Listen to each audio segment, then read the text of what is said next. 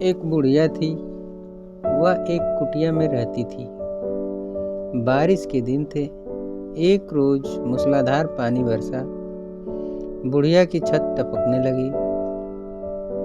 टपाक टपाक। रात को एक शेर ने बुढ़िया की कुटिया के पिछवाड़े पनाह ली थी। भीतर बुढ़िया मारे ठंड के कांप रही थी। उसके कपड़े भीग गए थे। बूंदें अभी भी टपक रही थी। अब ठंडी ठंडी बूंदें बुढ़िया पर गिरने लगी। वह बोली, मैं शेर से नहीं डरती राम जी, मैं बाघ से नहीं डरती श्याम जी, मैं तो डरती हूँ बर्फीली बूंदों से। बुढ़िया की यह बात सुनकर शेर सोच में पड़ गया। वह बुढ़िया शेर से नहीं डरती, बाघ से नहीं डरती, सिर्फ बर्फीली बूंद से डरती है। आखिर यह बर्फीली बूंद है क्या? तभी छत में से बुढ़िया की पीठ पर एक बड़ी सी बूंद पड़ी। बुढ़िया सिहर कर बोली, मैं बाघ से नहीं डरती राम जी, मैं शेर से नहीं डरती श्याम जी, मैं तो डरती हूँ बर्फीली बूंदों से। बुढ़िया की मुंह से फिर वही शब्द सुनकर शेर घबराया और बर्फीली बूंद से बचने के लिए दुम दबाकर जंगल की ओर दौड़ा। रास्ते में बरगद का एक पेड़ था। एक बंदर ठंड से कांपता हुआ उसकी डाल पर बैठा था। नीचे एक मुसाफिर लेटा था। शेर को घबराया देख बंदर ने पूछा, शेर खान, आप तो जंगल के राजा हैं, यूं कांपते हुए कहाँ भागे जा रहे हैं? शेर ने कहा, बजरंग, मैं तो बर्फीली बूंद से डरकर अपनी गुफा में छिपने जा रहा हूँ। एक बुढ़िया कह रही थी, मैं शेर से नहीं डरती राम जी, मैं बाघ से नहीं डरती श्याम जी, मैं तो डरती हूँ बर्फीली बूंदों से। पेड़ के पास शेर को खड़ा पाकर पेड़ के नीचे लेटे हुए मुसाफिर को डर लगा कि कहीं यह मुझे भी खा न जाए। इसलिए उसने पेड़ पर चढ़ने का सोचा। जैसे ही वह चढ़ने लगा, उसके हाथ में बंदर की लटकती हुई दुम आ गई। दुम के फंसते ही बंदर चौंक पड़ा और वह मानकर कि बर्फीली बूंद आ पहुंची है, वह जोर से चीखकर पेड़ पर से कूदा। मुसाफिर के हाथ से दुम फिसल गई और वह फिर नीचे आ गिरा।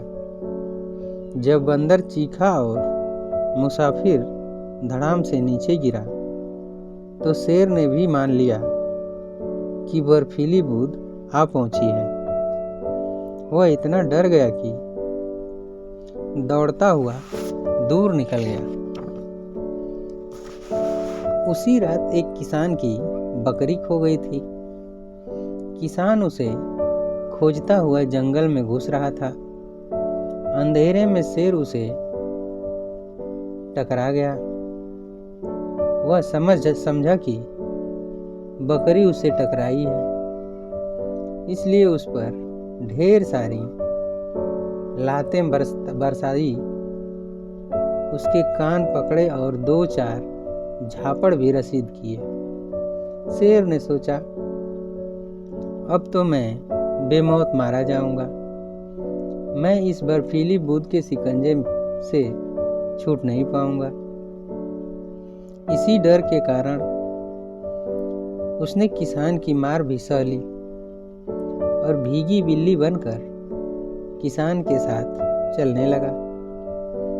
घर पहुंचकर किसान ने बकरी के खूंटे से उसे बांध दिया।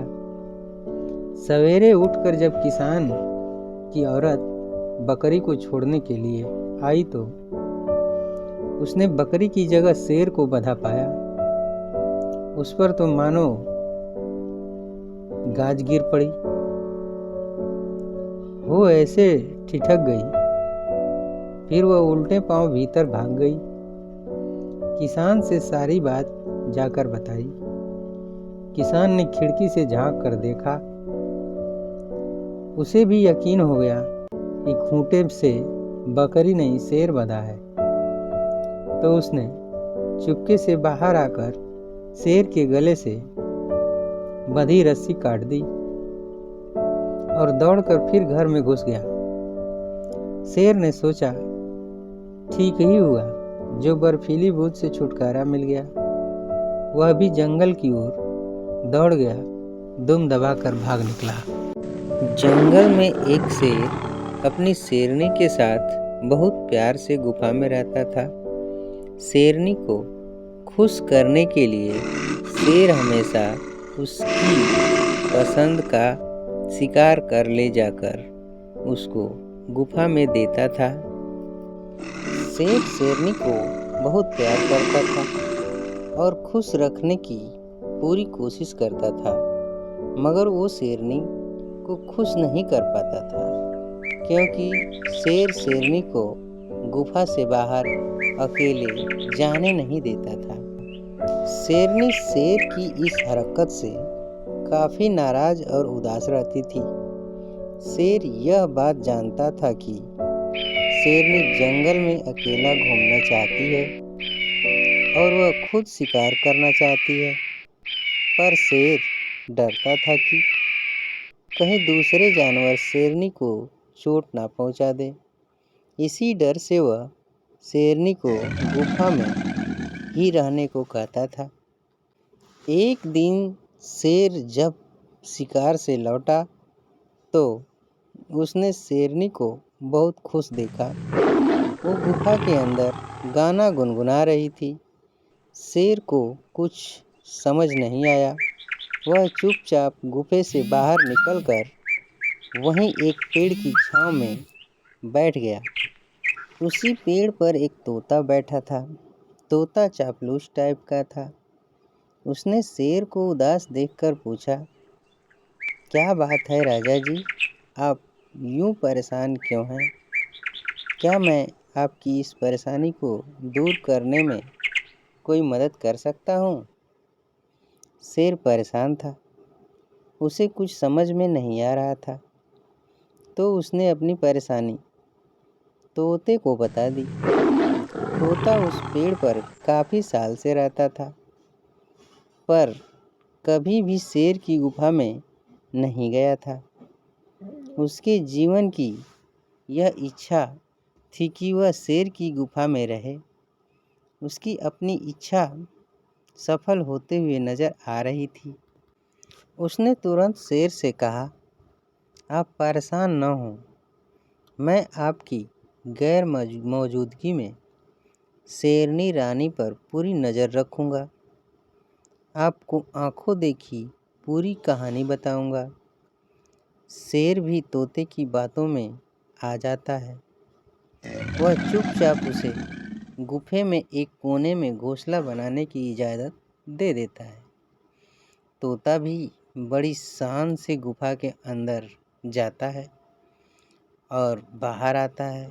सारे पक्षियों के बीच तोता यूं दिखाता है कि मानो जंगल का राजा शेर नहीं, वह खुद तोता हो। शेर जब शिकार पर जाता तो शेरनी ने जंगल के कुछ जानवरों से दोस्ती कर ली थी, पर वह ये बात शेर को नहीं बताई ताकि शेर उसके दोस्तों को कोई नुकसान ना पहुंचाए।